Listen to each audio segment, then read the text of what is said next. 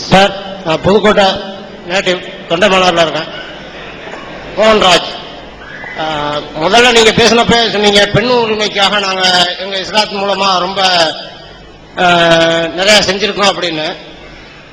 ஒரு பெண்ணு பிடிக்கலன்னாக்க அந்த பெண் ஜமாத்துல சொன்னாக்க உடனே நாங்க விவாகரத்து பண்றதுக்கு தயாரா இருக்கோம், அப்ப அந்த மாதிரி அந்த அளவுக்கு உரிமை கொடுத்திருக்கோம் அப்படின்னு சொன்னீங்க.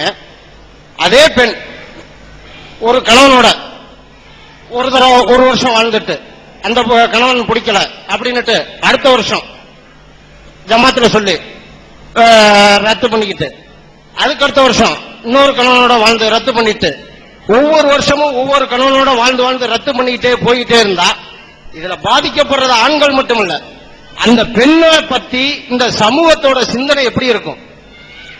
உங்க இஸ்லாம் ஒத்துக்கலாம், ஏன்னா மதப்படி தான் நாங்க ரத்து பண்ணி இது பண்ணிட்டு இருக்கோம், ஆனா இப்ப ஒன்னாதான் இருக்குது அப்படின்னு நீங்க ஒத்துக்கலாம். எல்லாரோட சேர்ந்து வாழ்றப்ப அந்த பெண்ணை பத்தி இந்த சமூகம் எப்படி சிந்திக்கும்? இதற்கு உங்களோட விளக்கம்.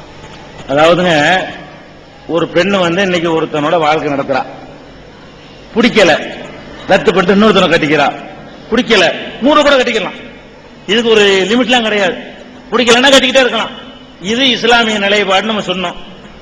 சகோதரர் என்ன கேட்கிறாருன்னு கேட்டா, இப்படியே செஞ்சுக்கிட்டு இருந்தா அந்த பெண்ணு சமூகத்துல என்ன மரியாதை இருக்கும்? இப்படி செஞ்சா அந்த சமூகத்துல ஏத்துக்குருவாங்களா, ஒரு அசிங்கமா நினைக்க மாட்டாங்களான்றது ஒரு நல்ல ஒரு பார்வை. ஆனா அதுல ஒரு விஷயத்தை நீங்க கவனிக்கணும். ஒரு புருஷனோட வாழ்க்கை நடத்தக்கூடிய ஒருத்தி அவன் வேணாண்டு முடிவு எடுக்கிறான்னு சொன்னா ஆண் எடுக்கிறதை விட நியாயமான காரணம் கூடுதலா இருக்கும். ஏன்னா இல்லற வாழ்க்கையில ஒரு பெண்ணுக்கு போக போக ஒரு அவங்களுக்கு மார்க்கெட் குறையத்தான் செய்யும். ஒரு ஆம்பளைய பொறுத்த வரைக்கும் 65 வயசுக்காரன் 18 வயசு கண்ணியை கூட கல்யாணம் பண்ணிட்டு போயிடறான், கிடைக்குது, பண்ணிட்டு போயிடறான். அதுக்கு என்ன சொல்ல வர்றேன்னா, தயாரா இருக்குது சமூகம். ஒரு 60 வயசுக்கார பொம்பளைக்கு 18 வயசுக்கார மாப்பிள்ளை கிடைக்க மாட்டான்.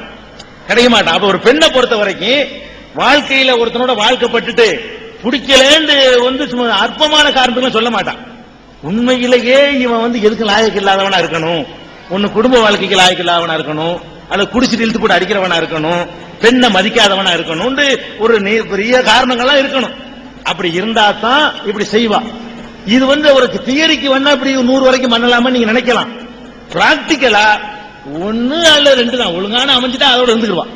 அப்படித்தான் நடக்குமே தவிர இப்படியே தினம் வாரத்துக்கு ஒன்று மாத்திட்டே போயிட மாட்டான். சட்டத்தில் இருக்கிறதுனால வாரத்துக்கு ஒரு மாப்பிள்ளை யாரும் மாத்திட்டு போக மாட்டாங்க, ரொம்ப யோசிப்பாங்க. பெண்களை பொறுத்தவரைக்கும் ஆணு வேண்டாம் அவசரப்படுவானே தவிர இல் வாழ்க்கையை பொறுத்த வரைக்கும் அதை முறிக்கிற முடிவுக்கு பெண்கள் லேசில வரமாட்டாங்க, ரொம்ப யோசிப்பாங்க. சரி, ஒருத்தி வர்றா, இந்த புருஷன்ட்ட கல்யாணம் பண்றா, பிடிக்கல எந்த வகையில் இன்னொருத்தன் கல்யாணம் பண்றா, அவனும் பிடிக்கலன்னு கல்யாணம் பண்றான்னு வைங்க. இந்த நிலைமைக்கு ஆளானவளுக்கு அந்த உரிமையை நீ கொடுக்கலன்னா வேற மாதிரி தப்பா போவாள்ல. எப்ப இவனை பிடிக்கலையோ, இவனால அவளை சந்தோஷப்படுத்த முடியலையோ தப்பா போவாள்ல. அது அதை விட கவலம்ல. தப்பா போய் பல பேர்ட்டையும் பல மாறி போய்கிட்டு இருக்கிறத விட சட்டப்பூர்வமா எனக்கு மனைவி நான் புருஷன் அப்படின்னு இருக்கிறது கூடுதல் கௌரவம் தானே. அந்த இதோட கம்பேர் பண்ணி பாருங்க. ஒரு பெண்ணு குடும்பம் நடத்தாம கல்யாணம் இல்லாமல் பல மாறி நடந்து கொள்வதை விட எத்தனை கல்யாணம் பண்ணுவதற்கு அவளுக்கு அனுமதி கொடுத்தீங்கன்னா, ஒரு வருஷம் முடிக்காட்டு அவனை விட்டு இன்னொருத்தனை கட்டிக்க, அவனையும் முடிக்க இன்னொருத்தனை கட்டிக்க அனுமதி கொடுத்து அதை நீங்க தப்பா நினைக்கலன்னு வந்துட்டீங்கன்னு சொன்னா விபச்சாரம் இருக்காதுல. அவளுக்கு சட்டப்பூர்வமான உரிமை கிடைக்கும்ல, அவ பெறக்கூடிய பிள்ளைக்கு யார் அப்பங்கிறது தெரியும்ல, அந்த சொத்துல இருந்து அந்த பிள்ளைக்கு பங்கு வாங்கி கொடுக்க முடியும்ல, கணவன் சொத்துல இருந்து மனைவிக்கு பங்கு வரும்ல, பலவிதமான உரிமைகள் இந்த பெண்ணு கிடைக்குமா இல்லையா? அதுக்கு தான் இஸ்லாம் சொல்லுது. ஆனா நீங்க சொல்லக்கூடிய மாதிரி நடக்காது. வாரத்துக்கு ஒண்ணெல்லாம் மாத்த மாட்டாங்க. கேட்கறதுக்கு தியரிய அப்படி கற்பனை பண்ணி சொல்லலாம், நடைமுறையில் அப்படி இருக்காது.